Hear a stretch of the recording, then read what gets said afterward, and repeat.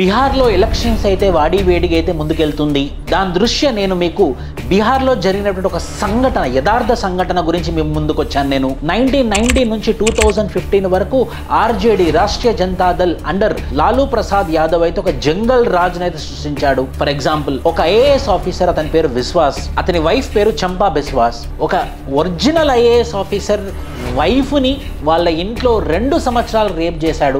RJD leader పేరు మృత్యుంజయ్ యాదవ్. 2 సంవత్సరాల వరకు ఆ ఐఏఎస్ ఆఫీసర్ వైఫ్, ఆ IAS officer wife's mother, officer ఇంట్లో పనిచేసేటటువంటి 2 మహిళలు, 4 మీద 2 సంవత్సరాలుగా రేప్ చేస్తూనే వచ్చారు. ఒకసారి పోలీస్ స్టేషన్కి వెళ్ళాడు అనమాట ఐఏఎస్ ఆఫీసర్ బిశ్వాస్, కంప్లైంట్ ఇవ్వడానికి 2 సంవత్సరాల తర్వాత. అక్కడ పోలీస్ ఏమన్నాడంటే, మేము కంప్లైంట్ అయితే తీసుకోలేము ఆర్జేడీ పార్టీ వ్యక్తుల మీద అని చెప్పి క్లియర్ కట్ గా అపోజ్ చేశారు.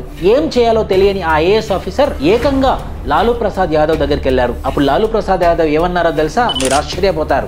మీరైతే బతికే ఉన్నారు కదా, సంతోషించండి, సప్పుడేకి వెళ్ళిపోయి ఇక్కడి నుంచి అని చెప్పారన్నమాట. అలాంటి జంగల్ రాజ్ అనేది బీహార్ లో ఉండేది. అలాంటి జంగల్ రాజ్ కి ఇప్పుడు కొత్తగా ఎలక్షన్స్ జరిగి మళ్ళీ కొత్త గవర్నమెంట్ ఫామ్ కాబోతుంది. దానికి మొదటి ఫేజ్ ఎలక్షన్స్ రేపే ఉంది, రెండో ఫేజ్ ఎలక్షన్స్ 11వ తారీఖు ఉంది.